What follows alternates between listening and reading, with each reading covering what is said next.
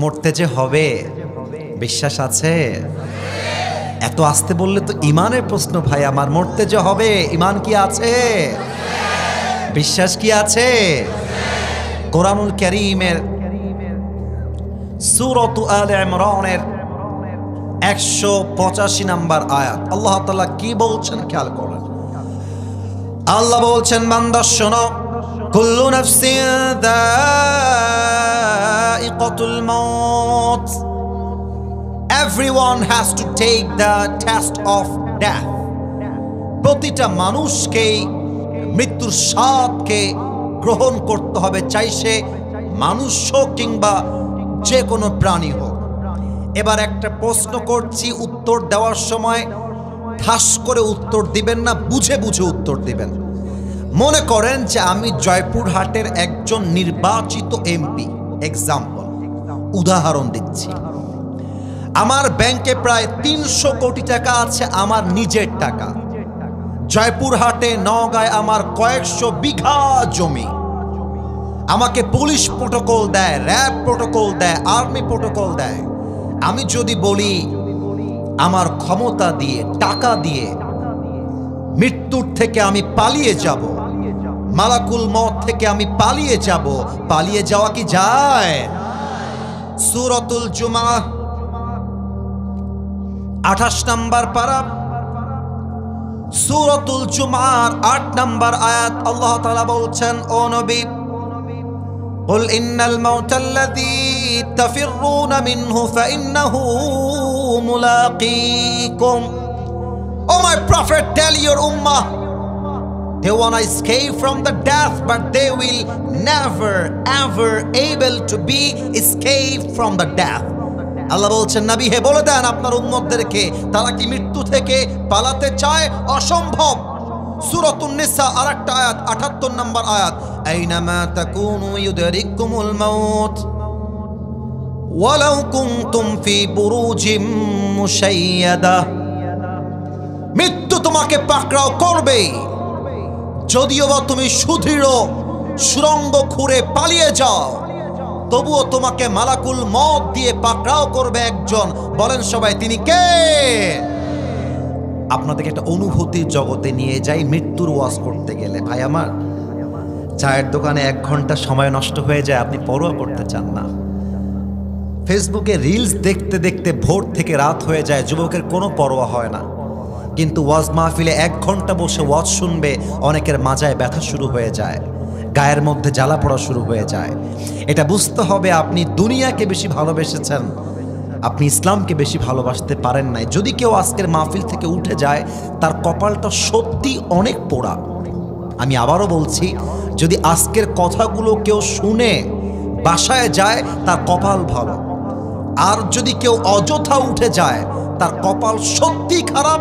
কারণ আজকের ওয়াজ যে কলিজা দিয়ে শুনবে, আমি আসিফ হুজুর কোরআনকে সামনে রেখে আল্লাহর কসম করে বলছি, তার জীবন পরিবর্তন হবেই। বলেন ইনশাআল্লাহ। না, আওয়াজটা আর একটু জোরে চাই, ইনশাআল্লাহ। আমি এবার একটা অনুভূতির জগতে নিতে চাই, আপনার ব্রেইনকে জাগ্রত করতে চাই, ইমানটাকে আমি জাগিয়ে তুলতে চাই। সবাই 5টা সেকেন্ডের জন্য চোখটা বন্ধ করবেন, আমিও করব। সবাই বন্ধ করেন, আমি 1 থেকে 5 গোনার পরে চোখটা খুলবেন। ক্যামেরাম্যান ভাইয়েরাও চোখ বন্ধ করবেন, স্টেজে ভাইয়েরা, আবদার আমার চোখটা বন্ধ। যদি চোখ বন্ধ হয়ে যায়, আমি কাউকে দেখতে পাচ্ছি না, আমার বিশ্বাস জয়পুরহাটবাসী আমার আমানত রাখবে, আমার কথা রাখবে। আমি 1 থেকে 5 গুনছি, গোনা শেষ হবে, চোখ খুলবেন। 1, 2, 3, 4, 5। সবাই চোখ খোলেন। এই মুহূর্তে চোখ খুলে নিজেকে নিজে প্রশ্ন করেন, যদি আমি এখন আজকে এই মুহূর্তে মারা যাই, আমার মালাকুল মউত চলে আসে, আমি কি আমার জীবনে এমন কোনো আমল করেছি যে আমল দ্বারা আমি জান্নাতি হতে পারবো? নিজেকে প্রশ্ন করেন, নিজেকে বলেন, আমি কি আমার জীবনে এমন কোনো আমলের কাছে গেছি যে আমলের দ্বারা এখনই মৃত্যুর পরে আমার জন্য জান্নাতের ফয়সালা হয়ে যাবে? যদি আপনার মন বলে ইয়েস, আমি এমন একটি আমল করেছি যে আমলের দ্বারা এখনই জান্নাত পাবো, দেন আপনার জন্য আমার আজকের ওয়াজ নয়। কিন্তু যদি আপনার মন বলে না, আমি তো আমার জীবনে এমন কোনো আমল করি নাই যে আমি এখনই মারা গেলে জান্নাতি হতে পারবো, যদি আপনার মন বলে না, আমি তো এমন কোনো নেক আমল করতে পারি নাই যে আমার কবরটা জাহান্নামের বাগান হবে না, আমি তো এমন কোনো আমল করি নাই, তাহলে আপনি এখনো দাড়ি কাটেন কেন? তাহলে আপনি এখনো সুদ খান কেন? তাহলে আপনি এখনো চায়ের দোকানে বসে বসে বিড়ি টানেন কেন? তাহলে আপনি এখনো চায়ের দোকানে বসে বসে সিনেমা দেখেন কেন? এই যুবক ভাইরা, বলো তো তোমরা আমাকে, তুমি যে এখন মরবা না, যুবক বলে মরবা না, এমন কোন গ্যারান্টি কি তোমার কাছে আছে? তাহলে তুমি পর্নোগ্রাফি দেখো কেন? হারাম প্রেম করো কেন? কিসের ওয়েট করছো তুমি? কার অপেক্ষা? ইয়াকুব আলাইহিস সালাম, মালাকুল মউতের সঙ্গে তার একটা বন্ধুত্ব ছিল। এটা আমি শুনেছিলাম পাকিস্তানের একজন টপ ফেমাস স্কলার, নাম হচ্ছে মাওলানা তারিক জামিল। অসাধারণ কথা তার। उन्हें बोलें जी याकूब, एक दिन मलकुल मौत से कहा कि ऐ मलकुल मौत, मैं तुम्हारे पास एक रिक्वेस्ट करना चाहता हूं। एक दाबी আছে আমার। কি দাবি বলেন? আমার দাবি হলো তুমি যখন রূহ কবজ করতে যাও, কাউকে খবর না দিয়ে চলে যাও। কিন্তু আমার দাবি হলো যখন তুমি আমার রূহ কবজ করতে আসবা, তার আগে একটা কাসেত বার্তাবাহক পাঠায় দিবা, যে আমাকে ডাক দিয়ে বলবে, হে ইয়াকুব, তোমার মৃত্যুর সময় হয়ে গিয়েছে, মৃত্যুর জন্য প্রস্তুত হয়ে যাও। আমি সাথে সাথেই মৃত্যুর জন্য প্রস্তুত হয়ে যাবা। ইয়া মালাকুল মউত, হে মালাকুল মউত, বলো তুমি আমার এই আবদার রাখতে পারবা কিনা?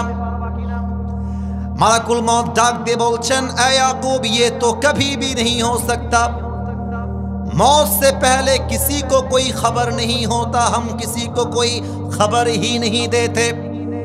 আমি তো কখনো কাউকে মৃত্যুর আগে খবর দেই না, তবে আল্লাহ রাব্বুল আলামিন মানুষের দেহের প্রত্যেকটা অঙ্গে প্রত্যঙ্গে মৃত্যুর জন্য খবর দিয়েছেন। কেমন করে? আমি একটু বুঝাই দেই, আমাকে একটু একটা মিনিট চোখ দিয়ে ভালো করে তাকান। আমার যেই মাথায় চুল আছে, আমার প্রাণ প্রিয় জয়পুরহাটবাসী জবান দিয়ে উত্তর দিবেন, দিল থেকে উত্তর দিবেন, আমার এই মাথার চুলটা কি সাদা না কালো? আর একটু জোরে, সাদা না কালো? আমার মুখে এই যে দাড়ি, এটা কি সাদা না কালো? আমি যখন 70 বয়সে পা রাখবো, 60 বছর বয়সে পা রাখবো, বুঝে বলবেন না, বুঝে বলবেন না, তখন কি আমার এই চুলগুলো আজকের মতো কালো থাকবে না সাদা হয়ে যাবে? সাদা হয়ে যাবে। মালাকুল মউত বলছে, হে ইয়াকুব, কালো চুলের পরে সাদা চুল, শক্তিশালী চোখের পরে দুর্বল চোখ, টনটনে চামড়ার পরে ভাঁজ পড়ে যাওয়া চামড়া, শক্তিশালী দুর্বলের পরে কোমর হয়ে গেল দুর্বল। প্রত্যেকটা ধাপ মানুষকে খবর দেয়, এই তোর সময় কিন্তু শেষ হচ্ছে। চুলটা সাদা হয়, বলে এই ভাই স্টপ, থেমে যা, চুল তো সাদা হয়ে গেল, আর কত রে বাবা। আজ এই চোখ দিয়ে দূরে দেখা যায়, 60 বছরে পা রাখলে সামনে কিছু দেখা যায় না, আবজা আবজা হয়ে যায়। এই দুর্বল চোখ আমাকে স্মরণ করিয়ে দেয়, এই দুনিয়ার জীবনটা জাস্ট খেল তামাশা ছাড়া আসল ঠিকানা দুনিয়ার জীবন হতে পারে না। ঠিক কিনা বলে? পৃথিবী আমার, আসল ঠিকানা নয়। মরণ একদিন মুছে দেবে সকল রঙিন পরিচয়। পৃথিবী আমার আসল ঠিকানা নয়। মিছে জীবনের বন্ধন, মিছে মায়া সেন প্রীতি বন্ধন, মিছে জীবনের রংধনু সাত রং, মিছে জীবনের রংধনু সাত রং, মিছে জীবনের বন্ধন। পৃথিবী আমার আসল ঠিকানা নয়। মরণ একদিন মুছে দেবে সকল রঙিন পরিচয়। পৃথিবী আমার আসল ঠিকানা নয়। ঠিক কিনা বলেন? প্রত্যেকটা মুহূর্তে আপনার দেহ আপনাকে স্মরণ করাচ্ছে তোমার সময় শেষ, মৃত্যুর জন্য প্রস্তুত হয়ে যাও। এবার আসেন, আমি বলতে চাই মৃত্যুটা আসলে আসবে কেমন করে, মৃত্যুটা আসলে হবে কেমন করে। এই জয়পুরহাটবাসী, আমার কথা কি বোঝা যায় না? আপনারা বললে আমি ওয়াজটা সামনে আগাতে চাই। কথা কি বোঝা যায়? আচ্ছা, মৃত্যু আসবে দুই ভাবে। নামাজি বান্দার মৃত্যু হবে একরকম, বেনামাজি বান্দার মৃত্যু হবে আর এক রকম। যে সুদখোর তার মৃত্যু হবে একরকম, যে সুদ মুক্ত তার মৃত্যু হবে আর এক রকম। প্রথমে আমরা জানতে চাই নামাজি বান্দার মৃত্যু কেমন হবে। এই হাদিসগুলো শুনলে নামাজি যারা আছেন আপনার কলিজা জুড়ায় যাবে। আল্লাহ রসুল বলেছেন, নামাজি বান্দার সামনে যখন মালাকুল মওত আসবে, তার চেহারা হবে ধবধবে তাজা যুবকের মতো, জামার পোশাক হবে সাদা জুব্বা। নামাজি বান্দার সামনে এসে মালাকুল মওত দাঁড়িয়ে যাবে আর মুচকি হাসি দিয়ে বলবে, ইয়া আইয়াতুহান নাফসুল মুতমাইন্না উখরুজি ইলা মাগফিরাতিল্লাহি ওয়া রিজওয়ানি। এই নামাজি বান্দা, বের হয়ে আসো। নামাজি বান্দা ডাক দিয়ে বলবে, কোথায় বের হব, কোথায় আমার ঠিকানা? হাদিসে আসছে মালাকুল মওত ডাক দিয়ে বলবে, ইলা মাগফিরাতিল্লাহি ওয়া রিজওয়ানি। আরে আসো, তোমার জন্য আল্লাহর জান্নাত অপেক্ষায় অপেক্ষমান রয়েছে। সুবহানাল্লাহ পড়বেন না আপনারা সবাই? আচ্ছা, এবার একটু আমার ডান হাতটা দেখবেন। আমি এটা হটাইলাম, হাদিসটা প্র্যাকটিক্যালি বোঝাতে চাই, and not a different issue. এটা ভিন্ন কোনো আমার উদ্দেশ্য নেই। মালাকুল মওত নামাজি বান্দার রূহকে কবজ করবার জন্য ডান হাত বাড়াবে। আওয়াজ যদি যায় একটু বলবেন, বাম হাত না ডান হাত? এটা নামাজি বান্দার জন্য।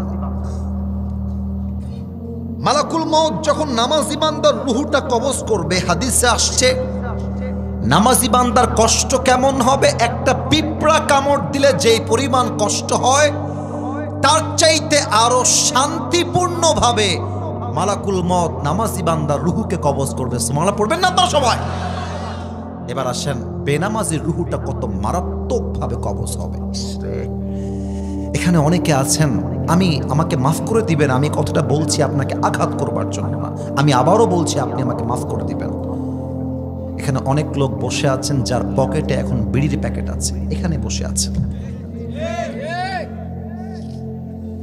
অনেক যুবক এখানে বসে আছে যার মোবাইল ফোনে এখন খুঁজলে মেয়েদের উলঙ্গ ভিডিও খুঁজে পাওয়া যাবে, এখানে বসে আছে। আমি কিন্তু আঘাত দেওয়ার জন্য বলি নাই, ওয়াল্লাহি আমি আপনাকে আঘাত দেওয়ার জন্য বলছি না। এখানে অনেক যুবক বসে আছে, যে যুবক এই সপ্তাহে একটা মেয়ের সঙ্গে পার্কে গিয়ে প্রেম করে আসছে, এখানেই বসে আছে। এখানে অনেক যুবক এমনও বসে আছে, যে যুবকটা এই মাহফিলে বসে তার প্রেমিকার সাথে মেসেঞ্জারে চ্যাট করেছে, এখানে বসে আছে। আমি তোমাকে আঘাত করার জন্য বলছি না, আমার কথাগুলো বোঝো, আমার কথাগুলো একটু বোঝার চেষ্টা করো। এইরকম বেনামাজির সামনে, যার মুখে দাড়ি নাই, নামাজ নাই, নবীর সুন্নত নাই, আজীবন হারাম খেয়েছে, হারাম পথে চলেছে, ও যখন মালাকুল মউতের চেহারা দেখবে, আমার বডিটা খেয়াল করবেন, আমার বডি দেখবেন, আমি হাদিসটা বুঝাই দিচ্ছি, থর থর থর থর করে কাঁপবে। মালাকুল মউতের ভয়ঙ্কর চেহারা,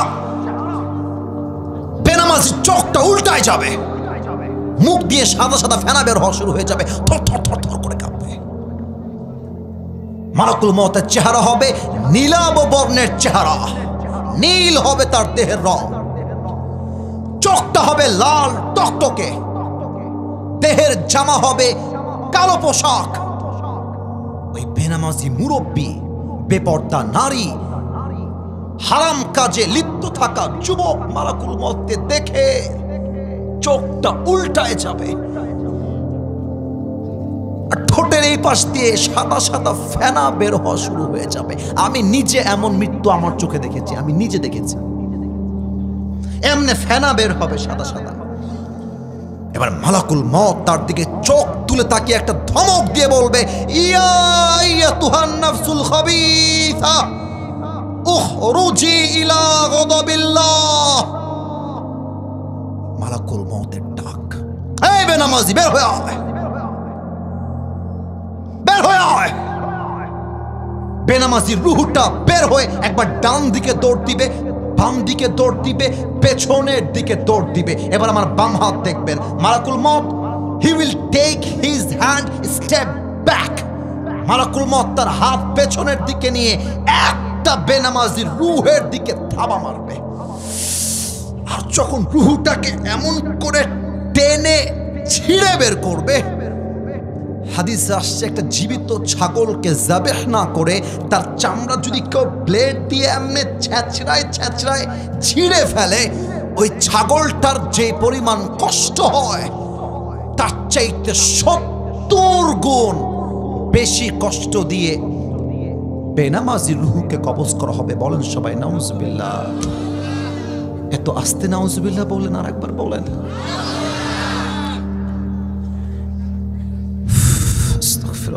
আল্লাহ, আমি তোমার কাছে দোয়া করছি, আল্লাহ তুমি আমাকে সহ আমাদের সবাইকে এই মৃত্যুর আযাব থেকে বাঁচায় দিও। পড়েন সবাই আমিন। আমার জামা কাপড় যখন আমি পরি, আল্লাহ তাআলা আমাকে সামর্থ্য দিয়েছেন, আমি জুব্বা পরলে দামি জুব্বা পরি, পাঞ্জাবি পরলে দামি জুব্বা পরি, পাঞ্জাবি দামি পরি, সব আমি দামি পরা ট্রাই করি। ব্যাপারটা এরকম নয় যে আমি খুব দুনিয়াদার মানুষ, ব্যাপারটা হচ্ছে আলেমরা যারা থাকে এদেরকে স্মার্ট থাকতে হয়, কারণ মানুষ যেন শিখতে পারে ইসলাম মানে খ্যাত নয়, ইসলামের মতো স্মার্ট ধর্ম আর কোনোটাই হতে পারে না, ঠিক কিনা বলে? কিন্তু আমি ভাবি, ইসরে এই যে দামি জুব্বাটা পরে আছি, টুপিটা দামি পাকিস্তানি টুপি, এত ব্র্যান্ডের ওয়াচ ঘড়ি পরে আছি, ব্র্যান্ডের রিং পরে আছি, মরার সাথে সাথে জামাগুলো ব্লেড দিয়ে ছিঁড়ে ছিঁড়ে কেটে ফেলা হবে। এত চাকচিক্য পোশাক খুলে এটা সাদা কাফনের কাপড়ে প্যাকেট করে দেওয়া হবে। আজকে যে মেয়েগুলো রাস্তাঘাটে নেচে বেড়ায়, টিকটকে নেচে বেড়ায়, একটা লাইক পাওয়ার জন্য, কমেন্ট পাওয়ার জন্য মেয়েরা প্রতিবন্ধীর মতো নেচে বেড়ায়, যুবক ভাইরা, ঠিক কিনা বলো? এই মেয়েটা মৃত্যুর সাথে সাথে তার দেহের জামা খুলে জাস্ট 5 পার্টের একটা সাদা কাফনের কাপড়ে প্যাকেট করা হবে। এই জীবনটা চাকচিক্যের জীবন নয়, এই জীবন হচ্ছে সেই জীবন যেই জীবনটা হবে একমাত্র আমার কবরের জন্য, একমাত্র আমার আল্লাহর জন্য, একমাত্র আমার নবীর জন্য, ঠিক কিনা বলে? রূপেরই গৌরবে সাজিয়াছো সাজ। আমি কি বলবো নাকি বলবো না? না, আপনারা মনে হয় রাগটা করেছেন, থাক না। আমার কথা কি কোনো ভুলভাল আমি বলেছি প্রিয় ভাইয়েরা আমার? আচ্ছা, আমি একটু প্রশ্ন করে গানটা গাইতে চাই। আপনারা যেই মাটিতে বসে আছেন এই মাটির নিচেই কিন্তু আপনার দাফন হবে। যে মাটির নিচে পা দিয়ে হাঁটেন আর বলেন আমি হলাম এই এলাকার এমপি, আমি হলাম এই এলাকার চেয়ারম্যান, আমার দাপট কে দেখে, আমার দাপটে কারা বেপরোয়া ভাব করে ওর চোখ তুলে ফেলবো, হাত ভেঙে ফেলবো, এই এমপিকেও মৃত্যুর পরে 3.5 হাত মাটির মধ্যে দাফন করে দেওয়া হবে, ঠিক কিনা বলেন?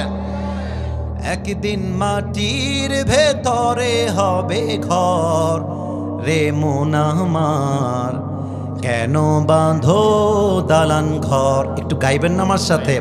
একদিন মাটির ভেতরে হবে ঘর রে মন আমার, কেন বাঁধো দালান ঘর, ঠিক কিনা বলেন? রূপেরই গৌরবে সাজিয়াছ সাজ, সোনা দানা কত কি আর রাজকী পোশাক, যেদিন প্রাণ চলে যাবে সবই পড়ে রবে, যেদিন প্রাণ চলে যাবে সবই পড়ে রবে, গায়ে দেবে মার কিনো থন রে মন আমার, কেন বাঁধো দালান ঘর। একদিন মাটির ভেতরে হবে ঘর রে মন আমার, কেন বাঁধো দালান ঘর, ঠিক কিনা বলো? এবার যখন মাটির ভেতরে রাখা হবে, এবার আমাকে অনেকে ভুল উত্তর দিবেন, তাই সাবধান করছি, ভুল বলবেন না, ঠিক বলবেন, বুঝে বলবেন। রাজশাহীতে বলে বলবেন না, বলবেন, রাজশাহীর ভাষা, বুঝে বলবেন। আবারও বলছি, বুঝে বলবেন। কবরে প্রশ্ন হবে কয়টা? 4টা। 4টা কে বলেছে? Right answer, right answer. মোট প্রশ্ন হবে 4টা, মোট। আমি প্রথম প্রশ্ন করছি, আপনারা উত্তর দিবেন ইমান থেকে। বলেন তো আমাদের রবকে? প্রথম প্রশ্ন, মার রব্বুক, তোমার রবকে? আমরা বলবো আমাদের রব। এত আস্তে কি আওয়াজ হয়? আরেকবার, আমাদের রবকে? আল্লাহ আমার রব, আল্লাহ আমার রব, দমে দমে তনু মনে তারি অনুভব, তোমার দুনিয়াতে আমি যেদিকে তাকাই অথই নিয়ামতে ডুবে আছি সবাই, পাখপাখালির কণ্ঠে শুনি তাসবিহ কল রব, তাসবিহ কল রব, আল্লাহ আমার রব, এই রবই আমার সব। বলেন সবাই রবকে। 2 নম্বর প্রশ্ন, ওমান নাবিয়্যুকা তারিফু হাযা রাজুল, তুমি কে মানুষটাকে চেনো, তোমার কে হয়? এটা সবাই উত্তর করতে পারবে না। আচ্ছা, একটা এক্সাম্পল দিয়ে বোঝাই, একদম বাস্তব উদাহরণ। আমার মুখে যে আমি দাড়ি রেখেছি, কেউ পাম দিবেন না। আমাকে দাড়িতে অসুন্দর লাগতেছে? এই আপনারা এত আসতে বললে আমার খারাপ লাগবে, আনস্মার্ট লাগতেছে, খ্যাত লাগতেছে। অনেক মেয়ে দেখবা দাড়ি দেখলে চুলকানে শুরু হয়ে যায়, দাড়িওয়ালা পছন্দ করতে চায় না, বলে দাড়িওয়ালা খ্যাত। আমি বলবো যেই মেয়েদের দাড়িওয়ালা পছন্দ নয় তাদের জন্য বিটিএস এর হিজড়া ছাড়া সেকেন্ড কোনো অপশন আমাদের কাছে নয়। আরে যেই মেয়ে আমাকে দাড়ির জন্য বিয়ে করতে চায় না, সোজা কথা, সে তো আমার বাড়ির বউ হওয়ার যোগ্যতাই রাখে না, ঠিক কিনা বলো? আপনাকে যখন বলবে তোমার নবীকে তুমি চেনো, কি নাম বলো, যদি মুখে দাড়ি না থাকে, জাস্ট নামে মুসলমান হন, আপনি উত্তর করতে পারবেন না, আপনি পারবেন না। আচ্ছা, এর কারণটা বুঝাই দিই। আমার মনে হয় যে আপনারা আমার ওয়াজ আলহামদুলিল্লাহ বুঝতে পারছেন, এটা আমি নিজে ফিল করতে পারছি। আচ্ছা, ধন্যবাদ প্রিয় ভাই, আপনি আমাকে অ্যাপ্রিশিয়েট করেছেন। আমার হাতে এটা টিস্যু, আমি জানি এটা টিস্যু, কিন্তু এটা হচ্ছে পরীক্ষার কাগজের খাতা। এবার আপনারা বলবেন এই তো আমার ভাই বুঝে গেছে, এটা হচ্ছে পরীক্ষার কাগজের খাতা। আপনি পরীক্ষার আগের দিন পড়ে গেছেন বাংলাদেশের রাজধানীর নাম ঢাকা, বাংলাদেশে সবচেয়ে বড় সমুদ্র সৈকত কক্সবাজার, মুখস্থ করে গেছেন। সকালবেলা প্রশ্নপত্র পেয়ে দেখছেন, ওয়াও, যা পড়ে গেছি তাই তো চলে আসছে। আপনি খালি মারবেন, ক বাংলাদেশের রাজধানী ঢাকা, খ সবচেয়ে বড় সমুদ্র সৈকত কক্সবাজারে। এখানে ব্রেন দিয়ে কাজ চলে, আর কবরে ব্রেন দিয়ে কাজ চলে না, ইমান দিয়ে কাজ চলে। বুঝলে বুঝপাতা, না বুঝলে কবরে ভাববেন ও আচ্ছা আচ্ছা হুজুর তো ওয়াজ করেছিল মার রব্বুকা, আমি বলবো আল্লাহ, ওয়ামান নাবিয়্যুকা, আমি বলবো মুহাম্মাদুর রাসূলুল্লাহ সাল্লাল্লাহু আলাইহি ওয়াসাল্লাম। ফেরেশতা ডাক দিয়ে বলবে ওয়ামা দীনুক, তোমার ধর্মের নাম কি? আমি বলবো ইসলাম। মুখস্থ মুখস্থ মুখস্থ, নো নো নো নো, মুখস্থ দিয়ে কাজ হবে না। তুমি যে বলেছো আমার রব আল্লাহ, তুমি কি মাজারের সামনে সেজদা করেছো কিনা এটাও তোমাকে বুঝতে হবে। তুমি যে বলছো আমার নবী একমাত্র মুহাম্মাদুর রাসূলুল্লাহ, তুমি কি নবীর সুন্নতের দাড়ি রেখেছো কিনা তোমাকে বুঝতে হবে। তুমি যে বলছো আমার ধর্মের নাম ইসলাম, আর তুমি মিয়া ইসলাম ধর্মের অনুসারী হয়ে বলছো কোরআনে আমরা পার্লামেন্টে কোরআন দেখতে চাই না, সংসদে আমরা কোরআন দেখতে চাই না। আরে ইসলাম বাদ দাও, ইসলামকে রাখো মাদ্রাসায়, ইসলামকে রাখো মসজিদে। তুমি বলছো এই হুজুর কোরআন নিয়ে ওয়াজ করেন, কবরের ওয়াজ করেন, পার্লামেন্ট গণতান্ত্রিক নিয়মে চলবে, ব্রিটিশ আইন দিয়ে চলবে। আরে হুজুর কোরআনে তো রাজনীতি নেই, ইসলামে তো রাজনীতি নেই। বেটা তুমি যদি মুসলমান হয়ে বলো ইসলামে রাজনীতি নেই, কোরআনে রাজনীতি নেই, তুমি নামে মুসলমান, তুমি কাঁচা মুসলমান হতে পারো না, ঠিক কিনা বলো। ইসলাম is not incomplete religion, it's a complete religion, it's a complete code of life. ইসলাম মানে হচ্ছে পূর্ণাঙ্গ জীবন ব্যবস্থা। তার দলিল কি? ওয়ানাজ্জালনা আলাইকাল কিতাবা তিবয়ানাল লিকুল্লি শাই। ও মাই প্রফেট,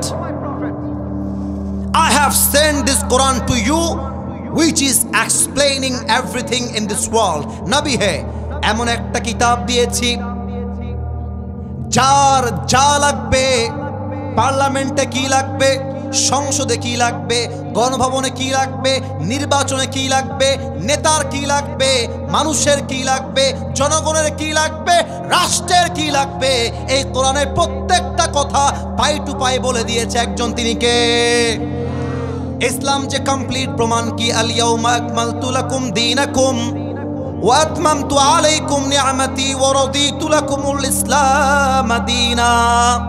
হে রাসূল, আমি আজকে ইসলাম ধর্মকে আপনার জন্য স্বয়ং সম্পূর্ণ করে আপনার হাতে, সুবহানাল্লাহ আসতে বলবেন না, আমি আগে বলে নাই। হে রাসূল, আমি আপনার আল্লাহ ইসলাম ধর্মকে আপনার হাতে সম্পূর্ণরূপে হাদিয়া দিয়ে দিলাম। এত আস্তে সুবহানাল্লাহ বলেন সবাই সুবহানাল্লাহ। তাহলে কবরের প্রশ্ন ব্রেন দিয়ে নয়, হবে ইমান দিয়ে। তিনটা প্রশ্ন শেষ, এবার হচ্ছে 4 নাম্বার প্রশ্ন। অনেকে জানেন অনেকে জানেন না, আমি বলে দিচ্ছি। ফেরেশতা বলবে আরে ব্যাপার কি, এ তো কোনো প্রশ্ন আটকায় না, ব্যাপার স্যাপার কি, নকল করলো নাকি রে বাবা? এই ওমা ইলমুক, what is the source of your knowledge? তুমি যে বললা তোমার রব হচ্ছে আল্লাহ, তুমি যে বললা তোমার রাসূল হচ্ছে মুহাম্মাদুর রাসূলুল্লাহ সাল্লাল্লাহু আলাইহি ওয়াসাল্লাম, তুমি যে বললে তোমার ধর্ম Islam, how do you know that? ওয়ামা ইলমুক, what's the source of your knowledge? তোমার এত জ্ঞানের উৎস কোথায়? আমরা বলবো জ্ঞানের উৎস একটা কিতাব। জয়পুরহাটবাসী আওয়াজ দিয়ে বলেন কিতাবটার নাম। তোমরা উত্তর দাওনি, আর একবার কিতাবটার নাম। আল্লাহ বলবে ফেরেশতা থাম, থেমে যা, আমার বান্দাকে আর কোনো প্রশ্ন করতে যাস না। ওয়ায়ুফতাহু লাহু বাবুম মিন বাবি আহলিল জান্নাহ, আমার বান্দার কবরের সাথে এই মুহূর্তে তোরা জান্নাতের দরজা খুলে দে। সুবহানাল্লাহ বলেন। আমার বান্দার কবরকে তোরা 1 হাত 3.5 হাত রাখিস না, আমার বান্দার কবরকে তোরা 70 গজ লম্বা করে দে। পড়েন সবাই সুবহানাল্লাহ। এবার সবাই 2 হাত তোলেন, সবাই 2 হাত তোলেন। মাশাআল্লাহ, আমার প্রিয় ভাইরা সবার 2 হাত আমি দেখতে পেয়েছি। আমি একটা প্রশ্ন করতে চাই আপনাদেরকে ভালোবেসে। আমার তারেক ভাই সহ যারা কমিটিতে আছেন, আমি ওয়াদা করায় এসেছি যে আমি আসিফ হুজুর পুরো দেশে সব জায়গায় 1 ঘন্টা ওয়াজ করি। আমি এসেছি 10টা 20-এ, এখন বাজে 11টা 30 পার, প্রায় 1 ঘন্টা 10 মিনিট অলরেডি হয়ে গেছে। বলবেন নিয়ম ভাঙলেন কেন? ভাই আমার, সব জায়গায় নিয়ম দিয়ে হয় না, মাঝে মাঝে ভালোবাসা দিয়েও তো হিসাব করতে হয়। কথা ঠিক আছে কিনা বলে? তো আমি আর কয়েকটা কথা বলে দোয়া করতে চাই। আপনাদের কি অনুমতি আছে?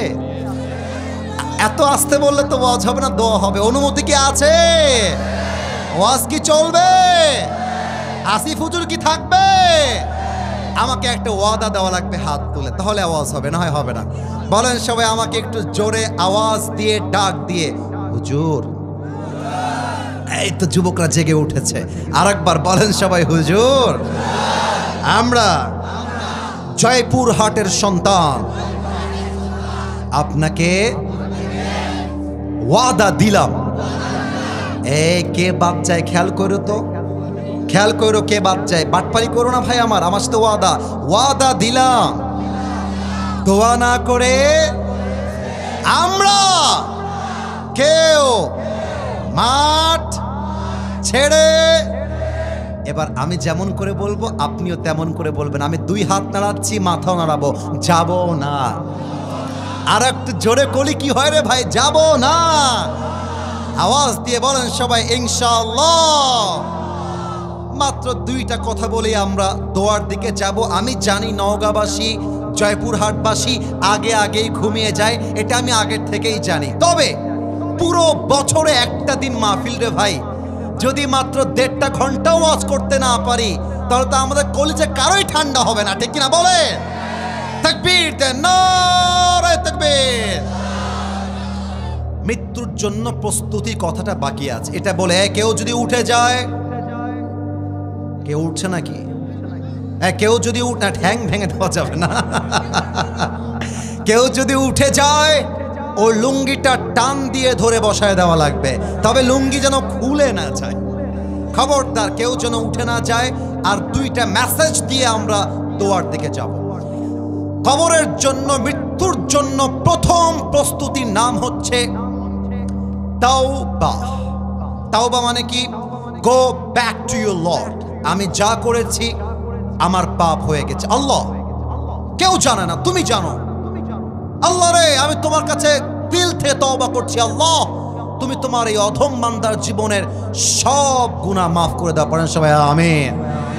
এবার বলেন তো, আমাদের জীবনে গুনাহ আছে না নাই? আরো জোরে বলেন, আছে না নাই? আমাদের জীবনে পাপ অন্যায় আছে না নাই? কেউ না জানলেও জানে একজন, বলেন সবাই তিনি কে? পৃথিবী না জানুক আমি তো জানি, আমি কি পাপ করেছি হায়। আমার পাপের করলে বিচার, বাঁচার আমার নাই উপায়। দয়াময় প্রভু মাফ করো আমায়, মাফ করো আমায়। পড়েন সবাই আমিন। এবার বলেন তো আমার কলিজার টুকরা জয়পুরহাটবাসী, আমি যদি আজকে মাহফিলের মধ্যে একটা ফোন চুরি করি, এই যে ডান পাশে, এই ভাইজান, এটা ঠিক না, তাহলে কিন্তু আমি দোয়া করে দিব। একজন উঠে গেছে আমার চোখের সামনে দিয়ে, আমি বলে দিচ্ছি মাই ওয়াদা is done, my time is done, it's over. আমার টাইম শেষ। আমি ওয়াজ করছি একটাই কারণ, আমার মনে হচ্ছে মানুষগুলো কলিজা দিয়ে আমার ওয়াজগুলো শুনছে, ঠিক কিনা বলে? আর একজন যদি উঠে যায়, ওয়াল্লাহে আমি ওখানে দোয়া করব, ওখানেই ওয়াজ শেষ হবে। আমি আপনার জন্য আমার কলিজা শুকায় ওয়াজ করতেছি, আমার ভেতরে ঘেমে গেছে।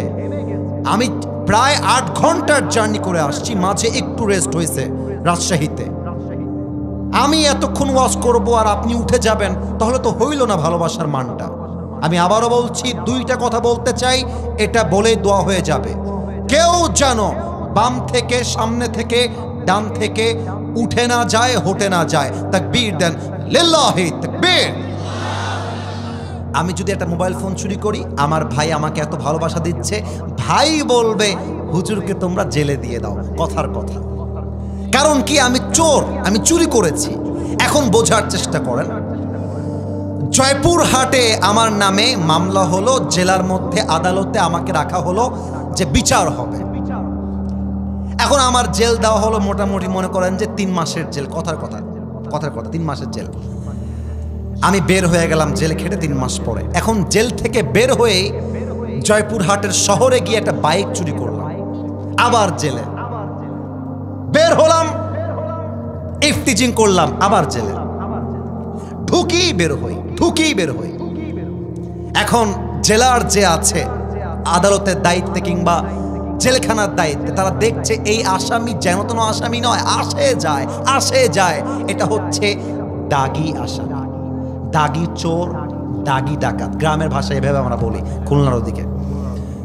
দাগি আসামি মানে কি, আপনার নামটা ব্ল্যাক লিস্টে যাবে, ব্ল্যাক লিস্টে মানে এই আসামিটা কন্টিনিউ আসামি, এমন আসামি যে বের হয়ে গেল চোখে চোখে রাখতে হবে কখন জানি কি করে বসে। কথা কি বোঝা যায় নাকি যায় না? তার মানে দুনিয়াতে অন্যায়ের সিস্টেমটা হলো আপনার নামটা আসামির খাতার থেকে কেটে যায় না।